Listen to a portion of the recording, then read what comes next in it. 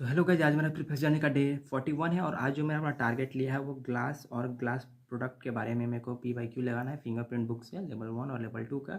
और मेरे को स्टील स्ट्रक्चर का लगाना है आगे।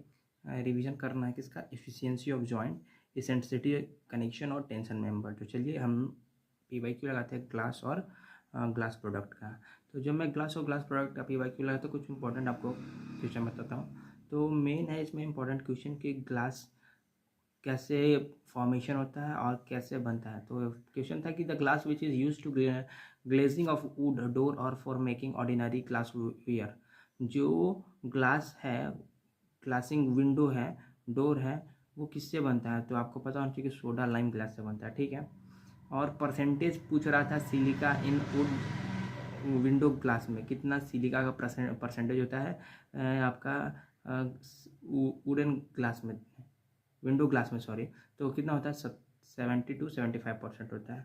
और एक और पूछ रहा था, क्वेश्चन था कि फाइबर ग्लास क्या होता है। तो फाइबर ग्लास आपको पता है कि लो सर्विस टेम्परेचर पे उसको क्या करते हैं हम लोग, हीट करते हैं बिलो द 20 डिग्री सेल्सियस पर, उसको हम लोग बोलते हैं फाइबर ग्लास, ठीक है।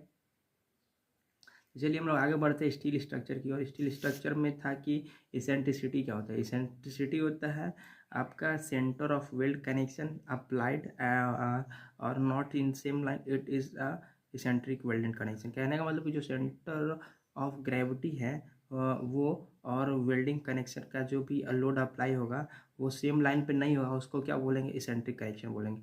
इसेंट्रिक कनेक्शन दो टाइप का होता है, एक प्लेन इसेंट्रिक कनेक्शन होता है और एक होता है आपका outer plane eccentric connection. Plane eccentric connection में करने का मतलब कि आपका उसमें डायरेक्ट होता है और एक होता है टॉर्सनल शेयर के कारण होता है, ठीक है। और आउटर प्लेन में होता है कि जो CG centre of gravity of weld connection और जो अप्लाइड लोड है वो भी सेम लाइन में नहीं होगा, बट डिफरेंट प्लेन के साथ उस डिफरेंट प्लेन में होगा, तो उसको हम बोलेंगे आउटर प्लेन इसेंट्रिक कनेक्शन, ठीक है।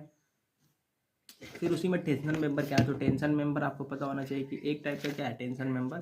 तो टेंशन मेंबर एक टाइप का मेंबर है जो कि axial force, axial tension force के कारण हमको टेंशन मेंबर आता है। जैसे कि आपका टाई हो गया, केबल हो गया, ये सब क्या आपका है टेंशन मेंबर में ही आता है।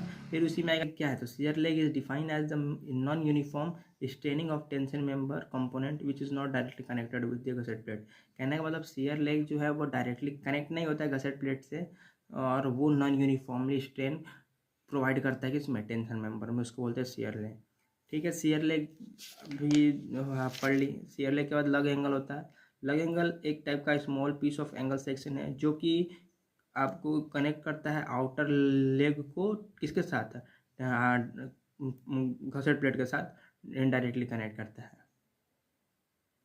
चलिए आपका वीडियो पसंद तो लाइक शेयर, तब तक के लिए जय हिंद।